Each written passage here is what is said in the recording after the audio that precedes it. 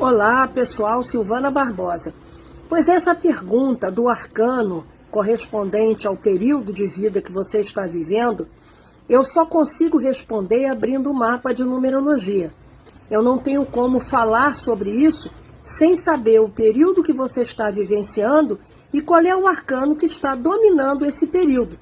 Sim, nós temos arcanos que de tempos em tempos mudam na nossa vida, por isso é que a gente sente a diferença de um período para o outro.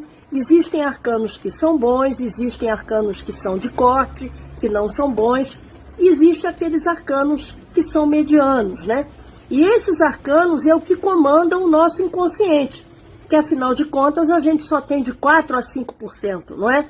95% nosso é inconsciente. Impossível a gente saber tudo que a gente faz, né? Não estando no aqui e agora. Me procure para fazer o seu mapa.